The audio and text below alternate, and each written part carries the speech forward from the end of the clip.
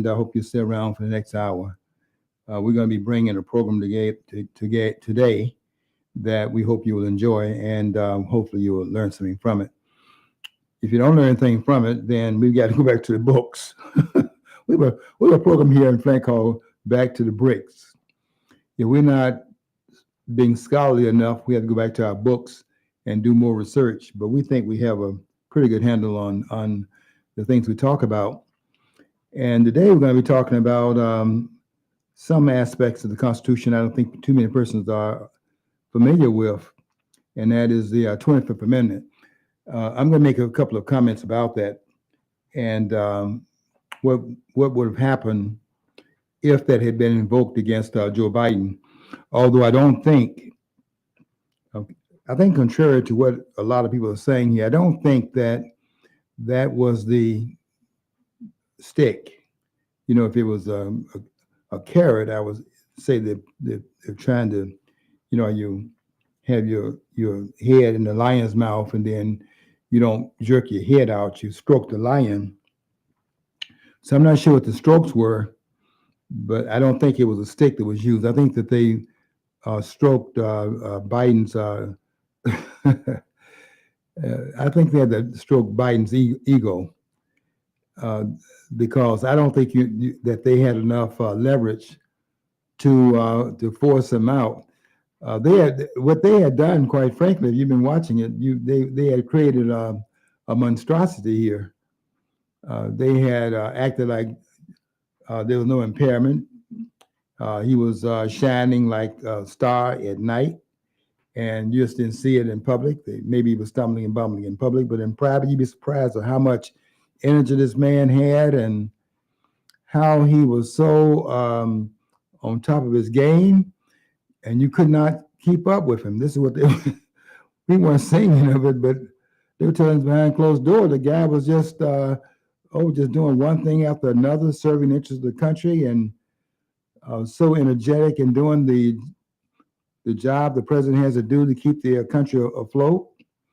And we didn't have any evidence of that anywhere, but they were telling us not to believe our lying eyes.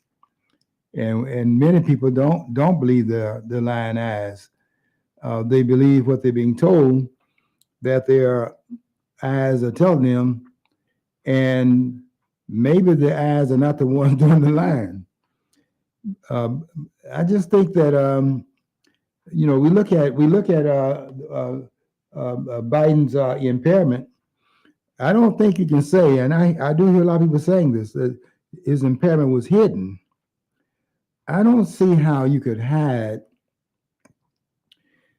the man climbing up the steps and falling 3 times, riding a bicycle and stopping and putting his foot down as to balance the bicycle, and then tumbling over. I don't think anybody blocked it out. I think that was pretty much playing everywhere. I saw it a number of times on the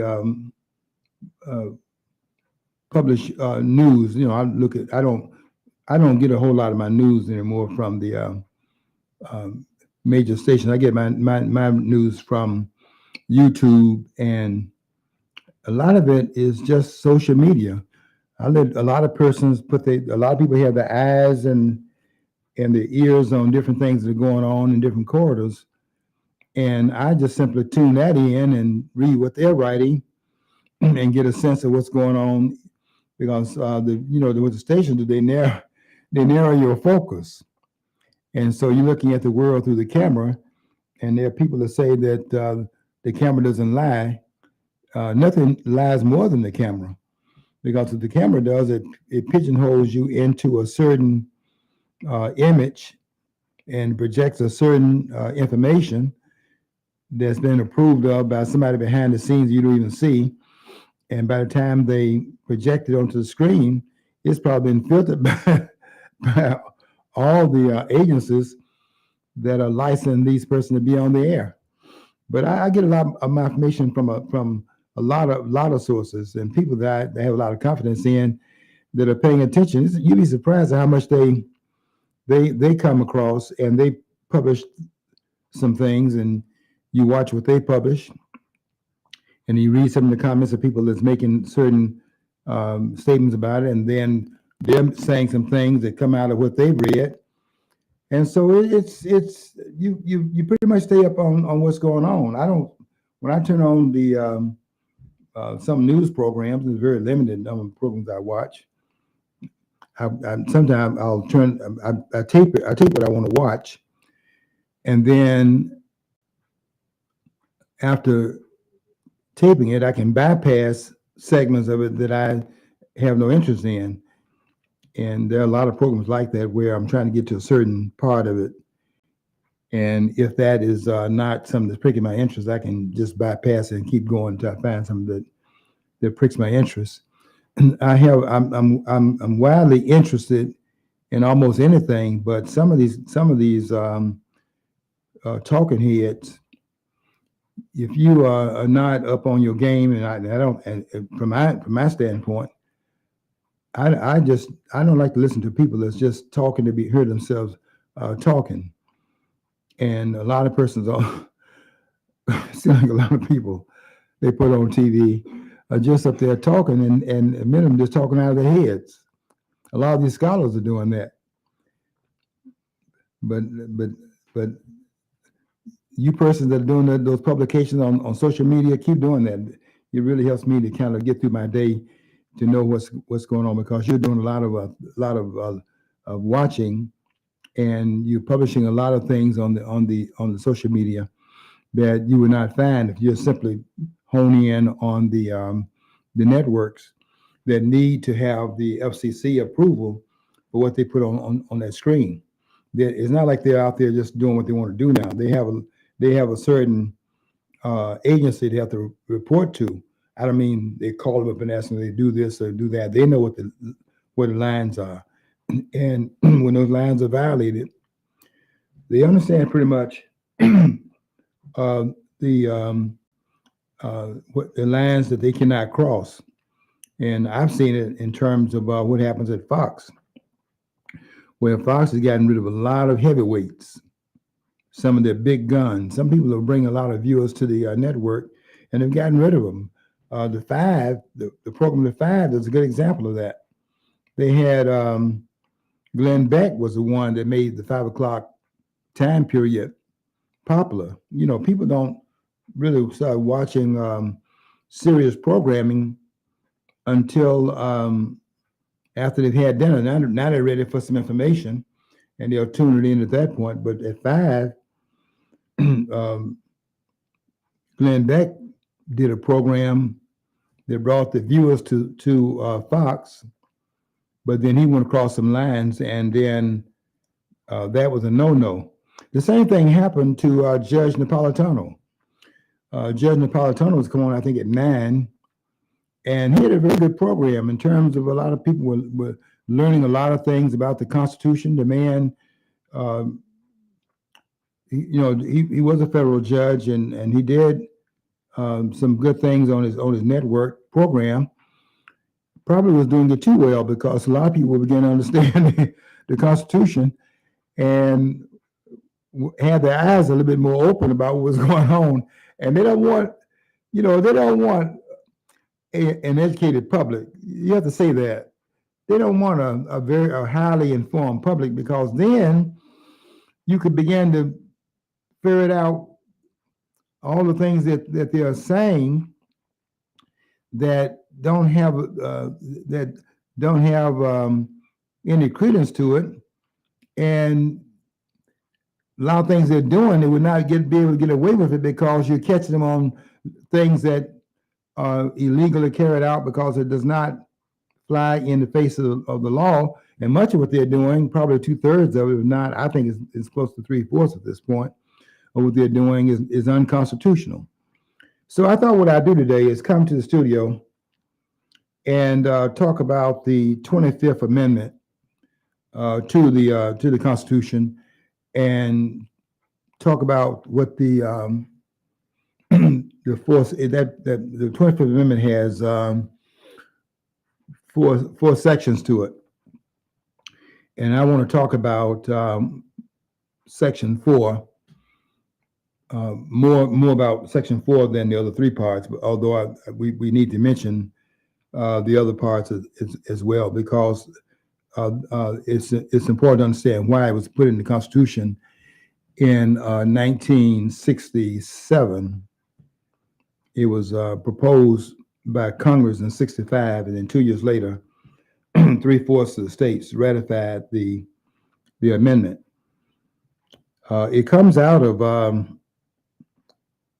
the happenstance of what happens when a president is disabled, or to make it more concrete and more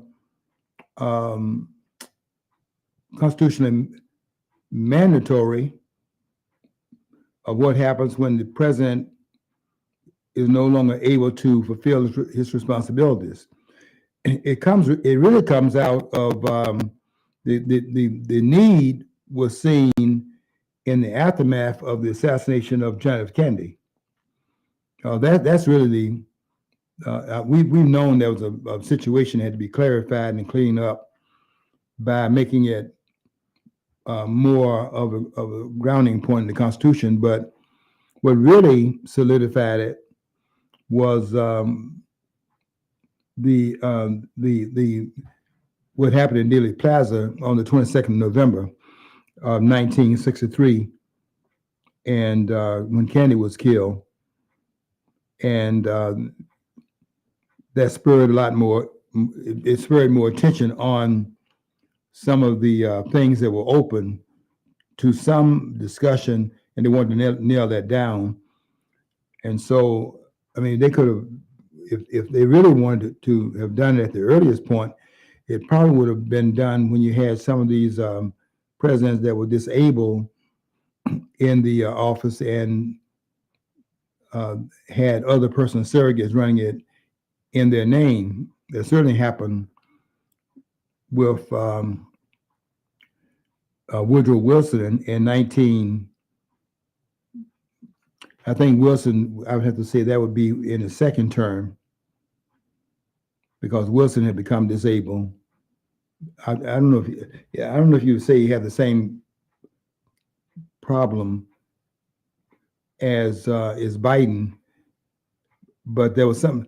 I think what I know, he had a stroke, but the nature of the disability, I mean, the stroke obviously would affect the reasoning, the thinking, and the ability to function. But I'm not sure exactly how that. I've been trying to find out more information about it, quite frankly. I haven't been able to find out exactly how it affected Wilson. I mean, he didn't come out in public, so I don't know if there was a speech impediment or how did it affect him. But I know his wife was running it in his name at that point for the last year and a half of his administration. Now, we could have done something with it at that time, but nothing was done. But as we have accumulated more history and more questions about the what ifs, what if this happens, what if that happens, we need to have some assurance that there is a policy in place that will, in fact, direct how that should be done in the absence of the office holder, because we don't want a happenstance here so that we're making up as we go along. We have to have statutory language in place that governs the process. And so we finally got around to it in 1967, but the point had been brought up in 65, and it takes a while. I think it took about close to 2 years to get enough states to endorse the proposal. Don't forget now that we've had, of the 27 amendments, 26 of them have been ratified by the same process. 2/3 of the House and two-thirds of the Senate will propose the amendment, and then it's ratified by 3/4 of the states. And we've done every one of the amendments that way. That's how they've been uh, placed in the Constitution, although there are 4 different ways in which you can amend the Constitution. And there are some other ways in which it can be done, because the framers had tried to touch all the bases of they had done a lot of the what if questions inside that room. And you have to give them credit for being able to be serious and being able to think about things that were not going on necessarily in that time period. There are things that could come up in the long run that they had not foreseen. And then they put in there the amendment, the Article 5, that was the amendment proposal in the Constitution, the single paragraph that's found there that allows for an understanding of how you amend the document if there's something that comes up that would require some extension of amendment. That's another point I need to make, and I don't think I made this point before. See, the amendments are. I wonder if you scholars will agree with me on this. The amendment is to extend the Constitution. It is not to transform it. Now that point needs to be made. It is not. You cannot. You really cannot transform the Constitution through the amendment process. Let me say that. Nobody said that before, but they need to understand that why that is true. You cannot transform the Constitution through the amendment process. You can extend it to areas that it did not go into because it was not foreseen that would be a problem that comes up into the future. But you cannot then use the process so as to cancel out the document that was in fact agreed to in Philadelphia. You can't do that. Do you scholars agree with that? If not, I'm telling you, you can't do it. And there's nothing wrong with nailing down what they nailed down in the 25th Amendment. That is to say, what that amendment does, it talks about what happens when there is a disabling matter to be dealt with. What happens in that regard? Sometimes you have this happened with President Reagan, for example. When President Reagan was shot by a person, I think his name was Hinkle. You know, we have our officials constantly in harm's way, and it's amazing that we can have all this money spent on Secret Service. They got a budget of $3 billion, and the job of the Secret Service is very limited. There are these persons that they are to protect, and for them to tell President Trump that they should hold his rallies indoors now, and this man is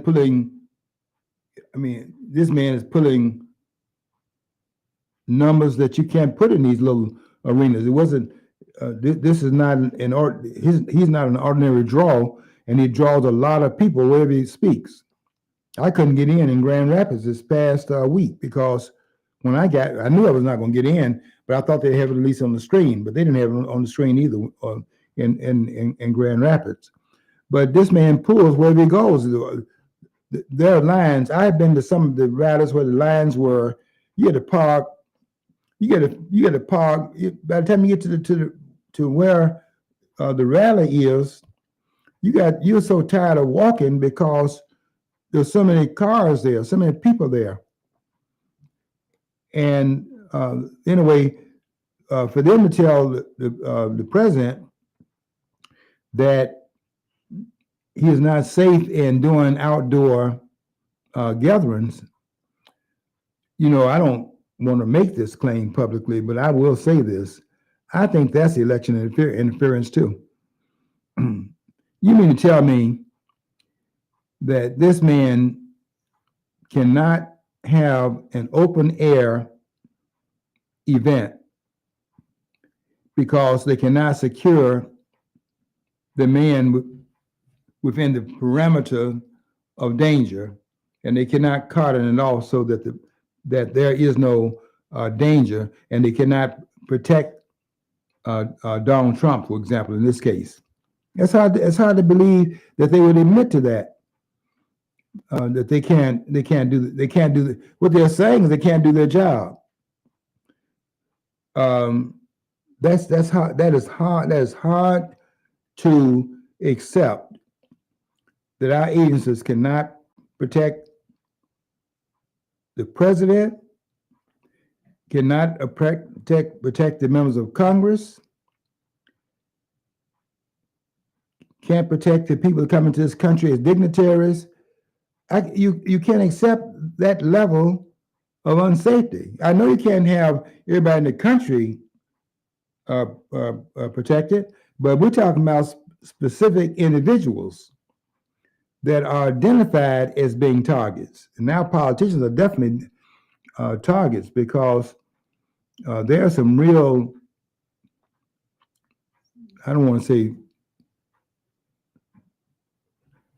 people have some strong feelings, some strong views, and sometimes they get so emotionally wound up that they become it's easy to incite those emotions and ignite a dangerous situation. I really don't think you can have I kept asking myself when I heard about Crockett, this guy that shot Donald Trump. I kept asking myself, at 20 years of age, what was I thinking at 20 years of age? I wasn't even thinking so deeply about politics. My life was ahead of me. I didn't have a family and to take care of it. So I was trying to get an education, trying to further my skill level. But I wasn't thinking about anything along the lines of somebody making policy that is so upsetting to me that I got to go out here now and strike out at them because they made some policy decision that I disagree with, and now they got to be off because of that.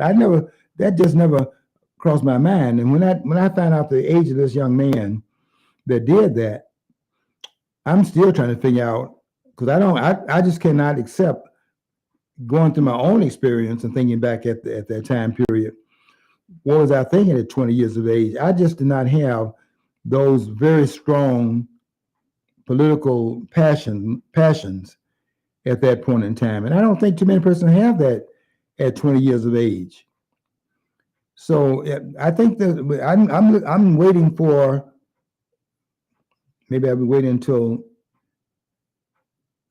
hell freezes over, but I'm still waiting for some information that will help me understand how a person is on that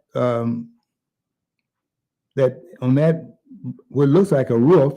They said it was an incline where it's hard, that they didn't check it out because the incline was such, but he was laying down up there, and that laying down was it was very flat where he was laying, and 150 yards away from where the president was speaking, and the location of what the president was speaking was changed.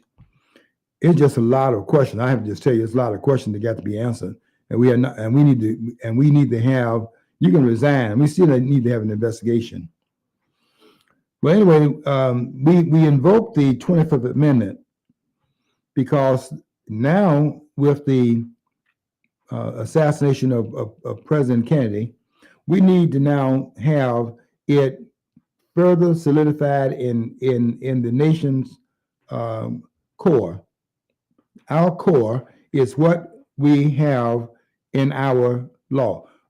The country has its guts in the law and in the Constitution of the United States. That's the guts of the country.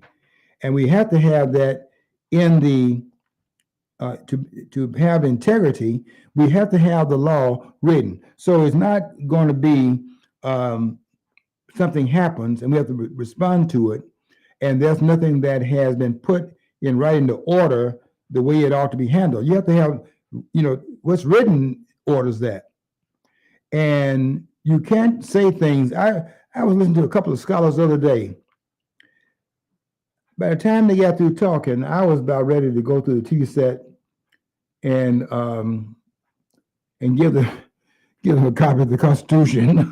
These are constitutional scholars, and they were arguing about whether or not the president can pardon himself. Can a president make a pardon of himself in the presidential office? They made a whole that program went off about 2 hours. They were going back and forth whether they could do it or not. And one of the professors, one of the scholars said that the reprieve from prosecution is dual. In other words, it's something that you will affect away from yourself.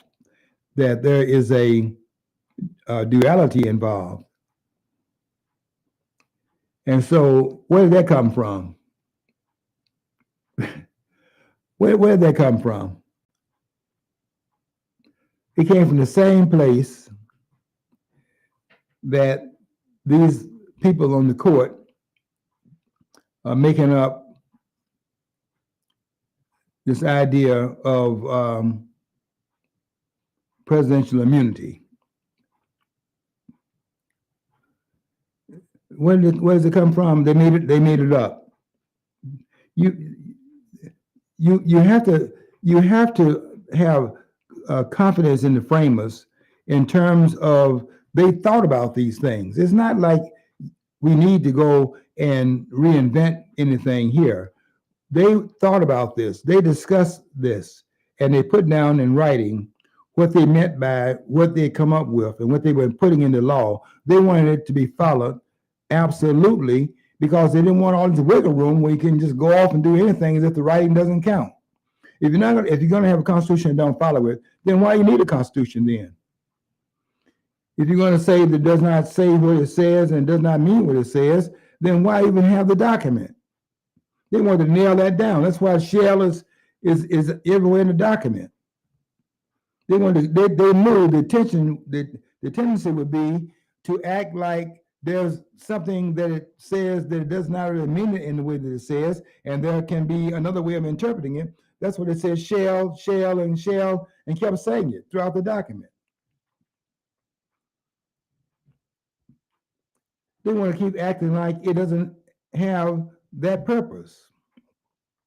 And so they're inventing things now.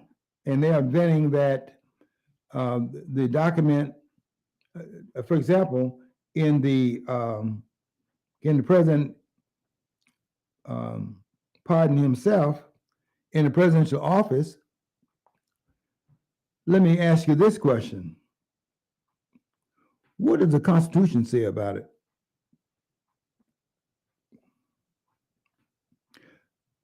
Don't think I'm not going to tell you what it says about it. Because every time there's an exception to that word shall, they wrote out how they would see the exception. And they said that presidential pardons shall, in other words, the president shall have the right to make pardons except in this one case. And that one case is impeachment.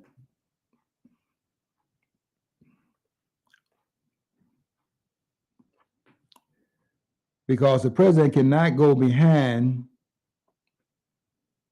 what has been done by the Congress of the United States, elected officials, coming from every district of the states and coming from every state in terms of the senators, and then act like that has no credence, or to do what they did in terms of having this primary where they had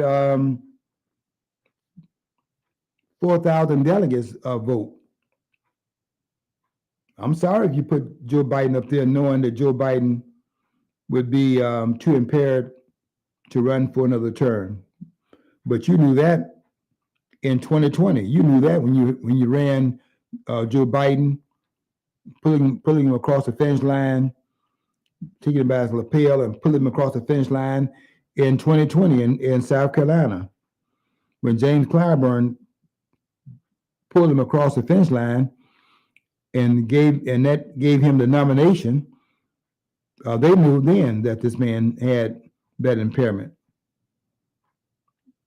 And now that they created this monstrosity by not being honest, they created this this bugaboo in 2024, and now they created this situation, and it came back to bite them.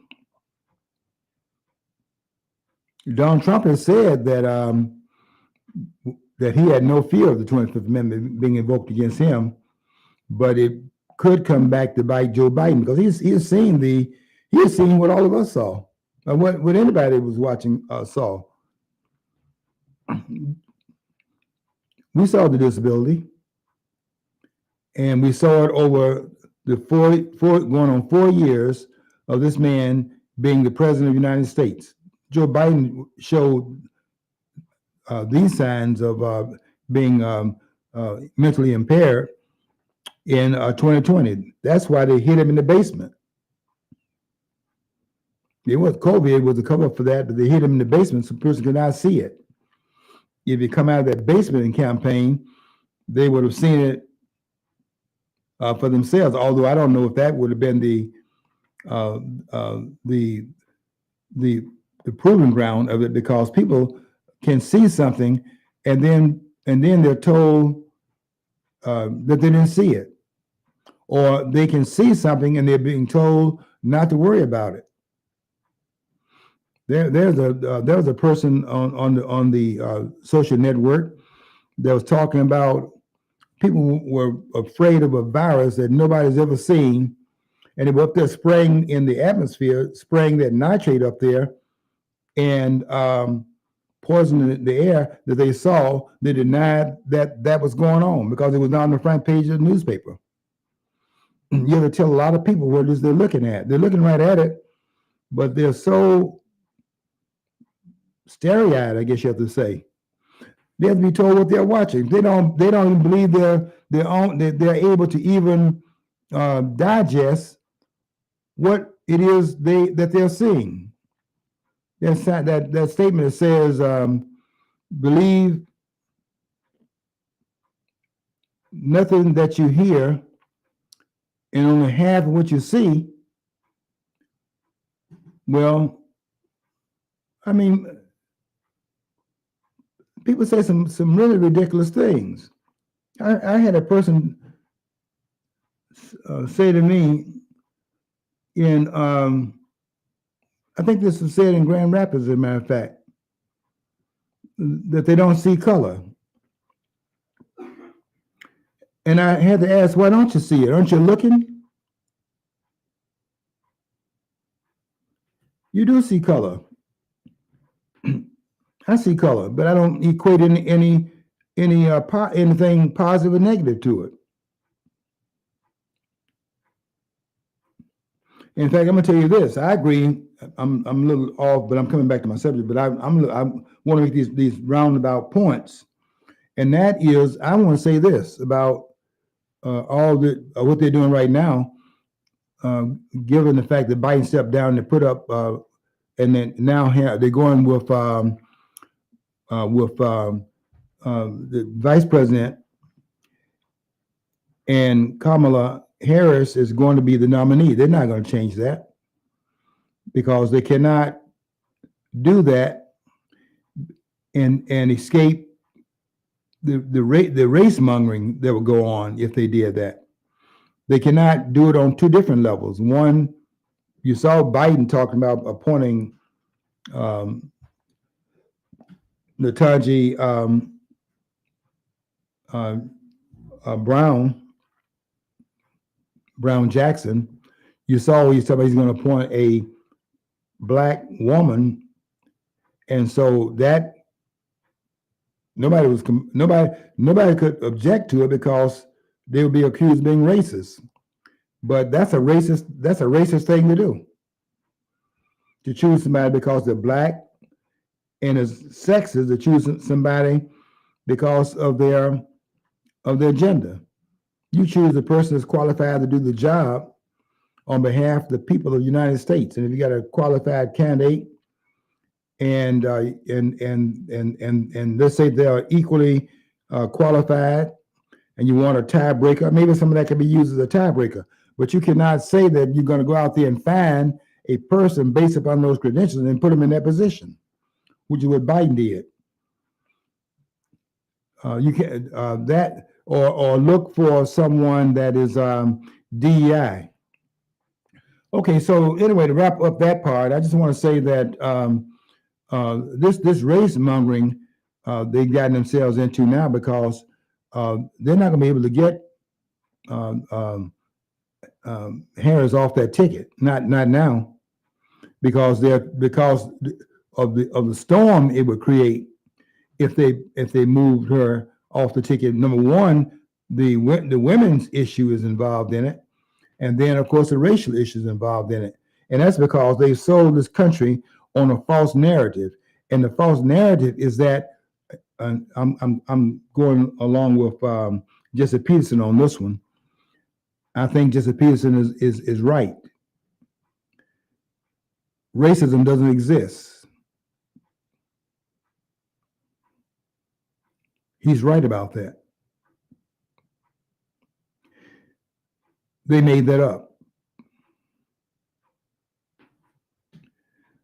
Now, you can claim that it does exist, and that's what is motivating people. You got to admit this then, that you believe that there are people that are so twisted in their sane moments that they have a hatred against somebody because their color skin is different from their color skin. If you believe that, you are insane. You have been driven out of your mind. Who do you know? I want you to do the search that I do often when I see something. I put it in my own construct. Okay, who do I know that just because somebody has a color, it sets them off?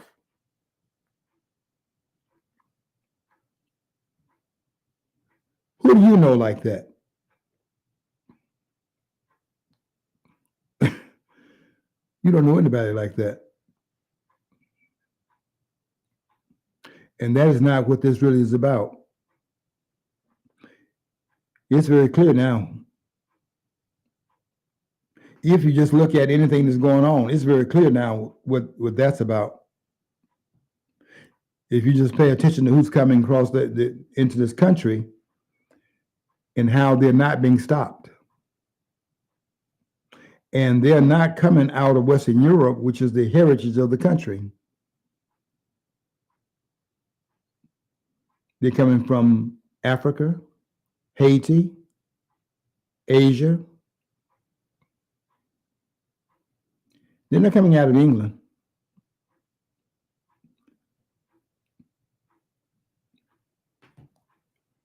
That's the heritage that we have. The grounding points of our heritage comes out of that. Those are not the people coming into this country. Those borders are being open to people that we've said over the years having having aversion to color. Well, I want you to look at the people that are coming into the country and changing uh, the complexion of the country. I want you to look at that very carefully, and then take that back into time to see if that really is what that is about. Because it's not about that. It's about the same thing that those immigrants coming in here, these migrants coming in here. It's about that. That's the constant. Now, what we're looking at is that we're looking at the variables. Different things being used at different times for the same ends. You'd be surprised of how many persons stop using the N word outside of the black community itself once blacks got the right to vote. They used to work their mouth a certain way until the voting patterns changed. Then you didn't even hear the word. It used to be Negroes, the Negroes. You hear those kinds of terms. You don't hear that now. It's amazing how people are able to crook their mouth a different way when a person got political power. And the whole racial discussion we've been having in this country has been a false discussion for more than 200 years now. And it's ingrained to such an extent that the people in the country even believe that the country is racist. They believe the dogma in the country is racist. They believe that all men are created equal in the Declaration of Independence is racist. They think that the framers were racist and wrote racist documents. They think the framers wrote 2 slavery documents that endorse slavery. I want the people that say that to show it to me. You claim it, show it.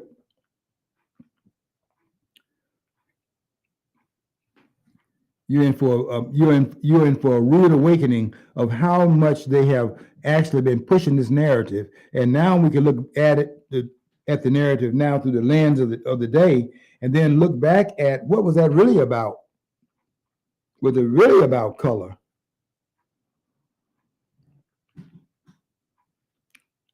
Peterson is onto something here, and is the only person that had enough. I have a lot of respect for Jesse Peterson, because nobody was willing to say that in that climate. Not when everybody else was saying just the opposite of that and was so assured that what they've been raised up to believe was true. It was very difficult to have that conversation because it went so much against the grain, and the grain was 100% with another way of looking at what Jesse Peterson was talking about, but this man was talking about this for a while. And Jesse Peterson is exactly right. Racism doesn't exist. Now, you could say that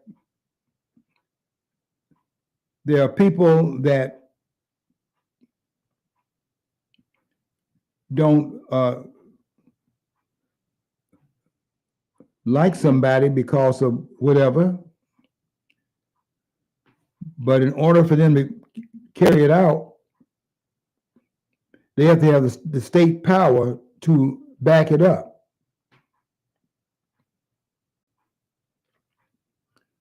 And the state power backs it up only if, in fact, the ones that's being backed up against or being backed up for has power that the people that are passing the laws will benefit from, so that they can institutionalize it because they're the beneficiaries of it. But are they doing it because of racism? No, they're doing it because they want political power. And that's where the issue is. but they've actually been able to finesse it so that people don't see the hand in back of why they are doing what they are doing. The hand is in back of it is a political hand. Pat Peterson has come on to something that needs to be put into major dialogue in this country and centralize it so we can begin to have an honest conversation about what's really going on here. Because the idea that the country is racist and is so bent upon oppressing people because of their skin color, that's nonsense.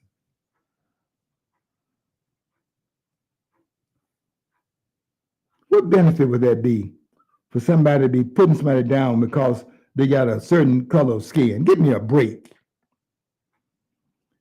You got to be kidding. And the whole country is trying not to offend people. In the township where I am, I was asking one of the persons that's running for a seat. They had talked about changing the name of the township. It's called Flint Township. And there was a discussion going on to change the name some time ago. And I was asking one of the candidates who brought it up, why didn't they carry that through? And what happened so that it was dropped and is now a dead issue? Well, he couldn't answer the question in public. He came to me, talked to me about it later on, and told me that he couldn't discuss this in public, but he wanted to know why it was dropped and so on and so forth. He said the reason why it was dropped is because some of the black members on the board had convinced two of the white members on the body of the seven that change the name. They were asking to change the name because they didn't want Flint name, because Flint is a predominantly black area now, and they didn't want it associated with Flint because of the people in Flint. So that's why they wanted the name to be changed. I wanted the name to be changed for another reason, and that is I want the township to have its own identity, and it's not Flint anything. It has it just like Montrose is not Flint. It has its own boundaries. Flint has its boundaries. I wanted to reflect the boundaries that the township has. But he came to explain to me why it was dropped, and it was dropped because of the fear that somebody's going to accuse them of being racist, and that's why a majority white group would not endorse a name change from Flint to something different because they were afraid of being accused of being racist. You're racist for changing the name of if you make everything racist, then nothing is racist. If you have to make that and other things racist out of whole cloth, then where is the racism? Since it's supposed to be so particularized in the culture of America, why you have to keep looking for it everywhere? No, we have got to have a change history, a way of looking at history that now allows us to really understand the history of this country. And we don't understand it because we've been misled by the politics, which is saying something very different than what the history says. The politics says one thing, but what does the history say? The framers put in there 19 of them were slave owners. They signed the Declaration of Independence that says all men are created equal. Somebody needs to pause to understand how could 19 slave owners endorse the idea of all men are created equal. Why? Because slavery was an inheritance, and what they're trying to do without causing a friction, a factional thing to occur, they're trying to find a way to deal with it as inheritance without destroying the unity that they had, bringing people in from different parts of the country with different interests without fracturing the unity that was on pins and needles as it was, and fracture that, but how to do that. And they were doing that with the idea of doing that over time. You see that in the documents over time. Didn't Thomas Jefferson one time, or at least twice, actually petition the Virginia legislature about letting his slaves go? But then he pulled back from that because there was a question of where they're going to go to if they're freed, and he was afraid that they're going to. That's what I read, that he was afraid they're going to be re-enslaved. They were doing things. It had an economic component, to be sure, but their intent was to, over time, adjust to having the institution of slavery die out on his own accord. That's why now what Jefferson did do, see, don't forget now with Jefferson was president at the time that the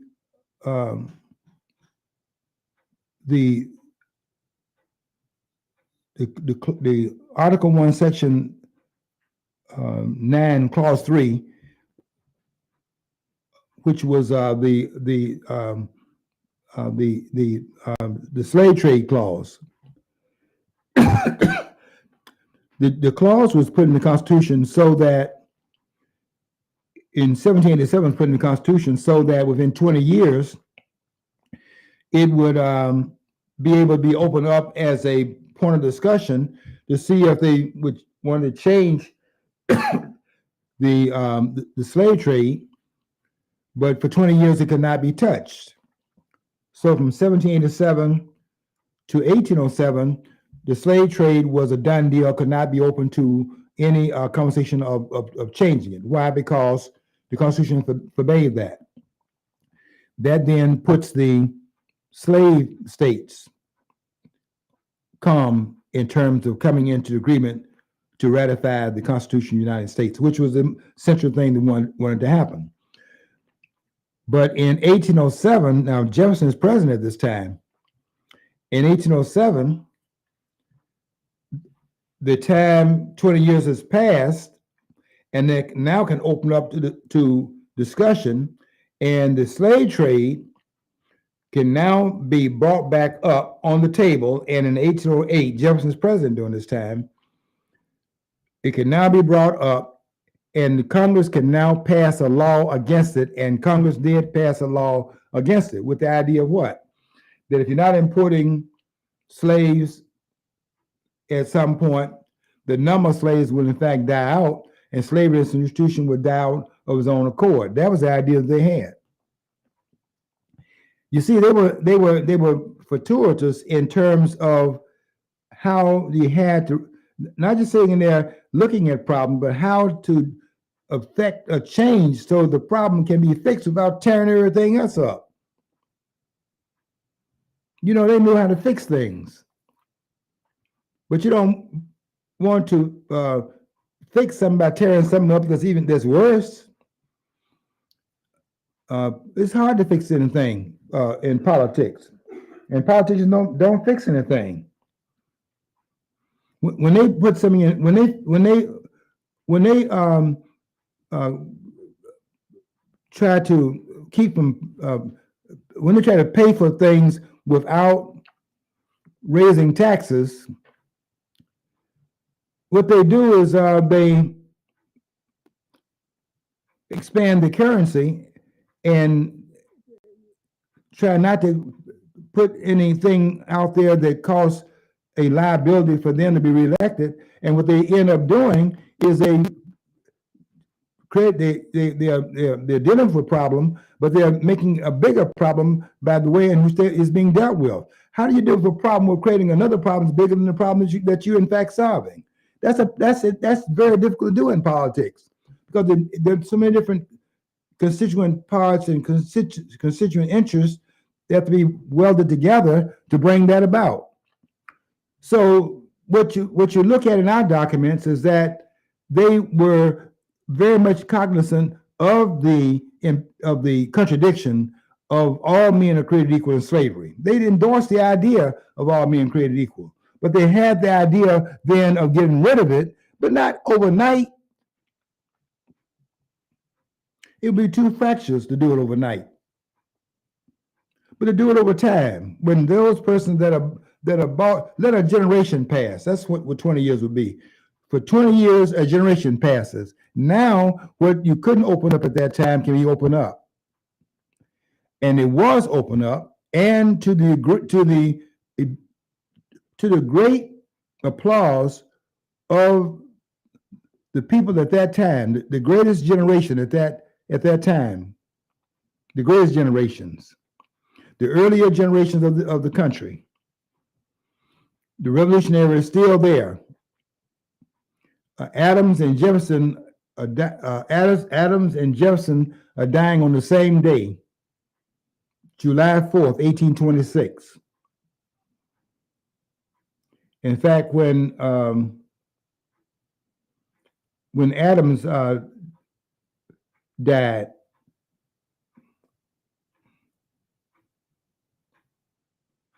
he said Jefferson survives. Jefferson still lives, but only by a certain number of hours, because later on that day, Thomas Jefferson dies too in 1826. But Jefferson was president during the time when the issue came up, and Jefferson endorsed the law. He had to sign the law into this is not because this was a this was a law they could now pass that will change the way in which the slave trade could now be revisited, and they revisited it, and they changed it in 1808. The slave trade was outlawed at that point. And you ask yourself the question, why would they do that? Why didn't they put the word slavery in the Constitution of the United States? It doesn't exist in the documents. They made it a point not to mention it because they were embarrassed by it, and they wanted to get rid of it. Even when William Lloyd Garrison says no union with slaveholders, they don't want to have union slaveholders either. But they also didn't want to destroy the country they were creating. Put that in your understanding.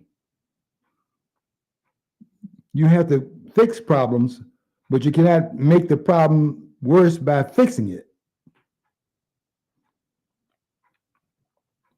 I have so many different examples of that, but it just would take a whole program to just do that. But in terms of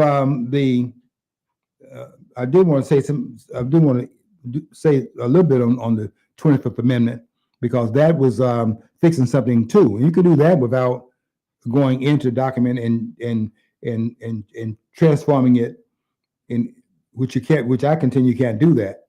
You cannot transform the document through the amendment process is what I'm contending here.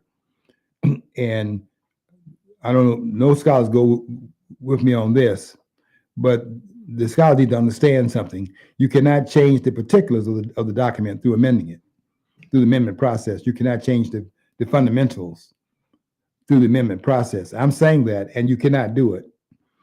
They've done it because they don't understand the document. Yeah, they've done it. They did it with the 16th Amendment. They did it with the 17th Amendment. They did it with with Section 3 of the 14th Amendment. Can't do that either. That the Article 3 can be done. Okay, so let me wrap this up with a little bit about the 25th Amendment. The 25th Amendment has 4 parts to it. When the president can say that he is unable to fulfill the responsibilities of his office, and therefore he formally writes to the Speaker of the House and to the President pro tem of the Senate. And he tells them in writing that he is will be unable to fulfill the duties of his office. And then they will appoint the vice president then to take over the responsibilities of the president in the president's absence. Now, Reagan did that when he was going under the anesthesia.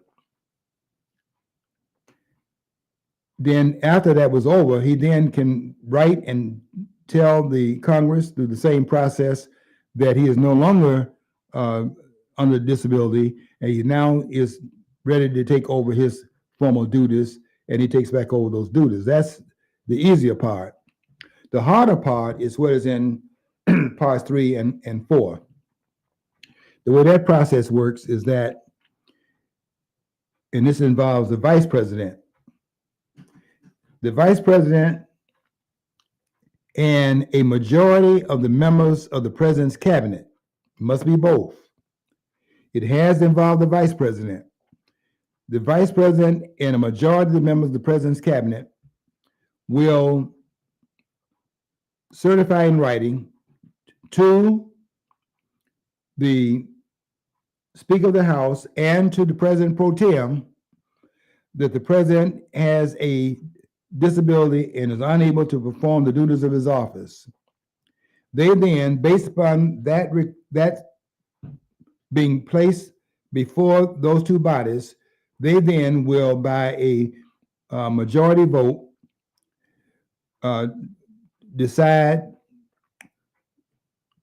They would make a decision upon the statement made to them by the combination of the vice president and the other members of the president's executive branch, his cabinet officers. They would then put the vice president in that position by a majority vote. Now, if the president disagrees with that, he can put in writing, and I'll finish on this point, put in writing that there is no disability, to which then they put him back into his position for 4 days, pending an investigation of the matter.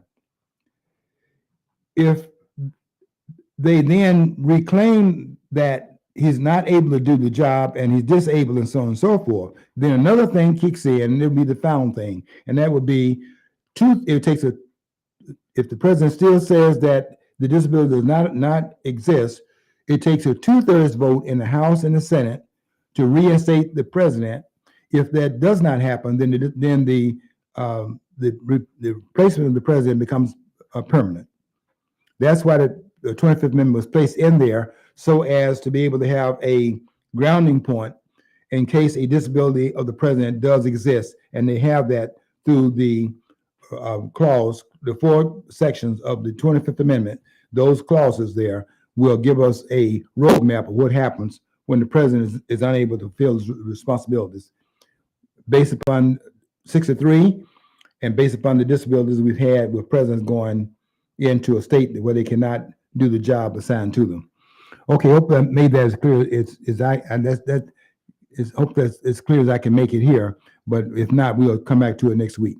Until next week, I want you to do what I always want you to do: follow your dream. If you don't follow your dream, you'll never know what's on the other side of the rainbow.